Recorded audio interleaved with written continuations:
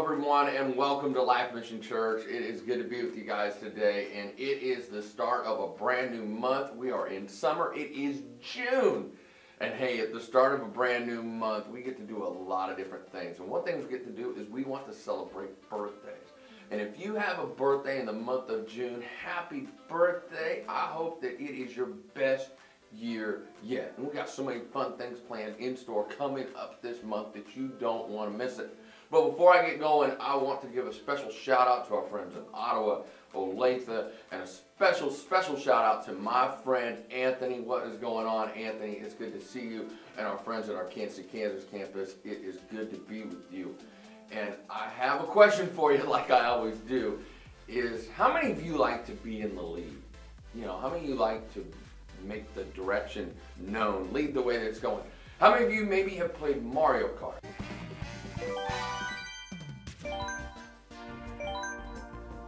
And here's why I say that in regards to Mario Kart. When you're playing, you can always look in the bottom corner, you can see that you're in first place, or maybe when I play like 7th or 8th, there's always like an 8th or a 7th or sometimes 12. Like Moo Moo Meadows is really hard for me, and that's one of my favorite. I like Coconut Mall and different stuff, and okay, sorry, I won't talk about the game. But what I do want to talk about is that we really like to know if we're in the lead. And we want to lead, right? And how many of you want to know if you're in the lead? And by the way, how many of you have like a number that shows when you're walking around? If you're in 1st, 3rd, 7th, 8th, 12th place? Okay, well, we don't have a number showing that we're in the lead, but I want to talk to you about being in the lead, being a leader. Everyone wants to lead, whether it's in a race, in Mario Kart, or maybe it's being in a band. Or maybe it's whatever instrument it is that you're playing, you like to be the leader of a band. And especially in summer, we have parades and different things that happen. And what's in the parade? Someone leading the pack, someone leading the band. So tell me, what is it that you like about being a leader? And what are some things that you can be a leader in?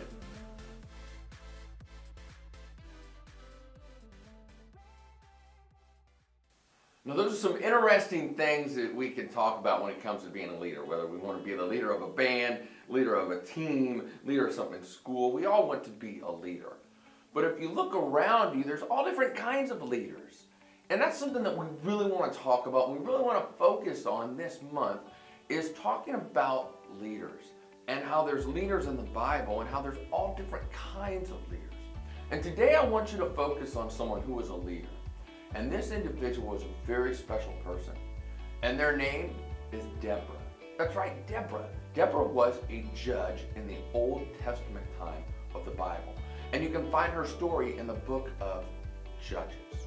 And Deborah was a person who oversaw people, who was able to speak. She was a prophet as well, where she heard from God. And she has a great story of how she was put in a position of leadership and how she heard from God. Now, before I go anywhere further on this, I think it'd be better, why don't you listen to my friend and listen to what they have to say in the interesting story about the leadership of Deborah.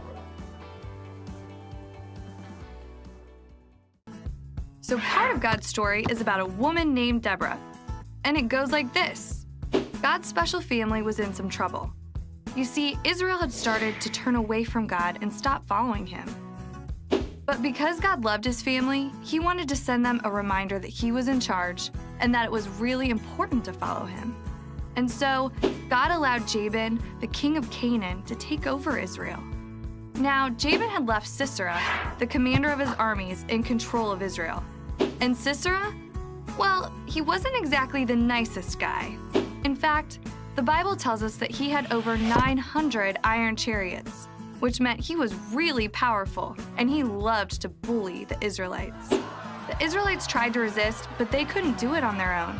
After 20 long years of trying to rescue themselves, Israel cried out to God and asked him to rescue them. Kids, it's always a good idea to ask for God's help. Even though God was king of his family, he chose people to lead them. They were called judges. One judge was named Deborah. She was also a prophet. Remember, a prophet is someone who hears from God and shares it. Deborah was a strong, powerful woman who listened to God, helped settle arguments among the Israelites, and worked to lead her nation back to their rescuer. Pretty cool, huh? And she had a message from God. He had heard the cries of the Israelites. So Deborah sent for a man named Barak and told him that if he took 10,000 men up to a place called Mount Tabor, she would bring Commander Sisera to him. Then they could stop Sisera from bullying Israel. But Barak wasn't so sure. In fact, he was pretty worried. He said that he would only go if Deborah would come with him. Deborah told Barak not to worry because God was going to deliver Commander Sisera not through him, but through the hands of a woman. Barak obeyed and gathered his men at Mount Tabor. But when Sisera heard about this new army, he rushed out to battle them with all 900 chariots rumbling along the ground. Now, Deborah could have been scared, but she knew God was with her. She said, "Get ready. This is the day the Lord will give you victory over Sisera, for the Lord is marching ahead of you." So Barak and his men charged Sisera and his army. The soldiers went forward, and with God's help, defeated Sisera's chariots. Every one of his soldiers were killed, so Sisera went running for his life. He ran to a tent owned by a woman named Jael and asked her to hide him. She agreed and covered him with a blanket. He was pretty tired from all that running, so inside the tent, he fell asleep. When Barak arrived at the camp, Jael led him to Sisera's body. Just like Deborah had prophesied, Sisera had been delivered to Barak through the hands of a woman. With Sisera gone, God led his special family in battle after battle, until Jabin, king of all of Canaan, had to surrender before the little nation of Israel. After that, Deborah and Barak burst into song, praised God, and celebrated how God had saved his family. And then there was peace for 40 years. And that's the story of Deborah.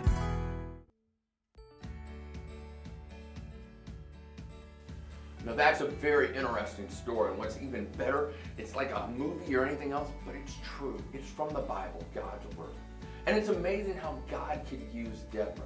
I think there's a lot of times that people might think, well, this person can't do this or this person can't do that, but yet God was able to use Deborah in so many different ways.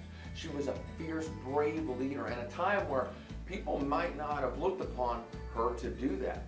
But yet it didn't matter what people thought, it was more important about what God thought.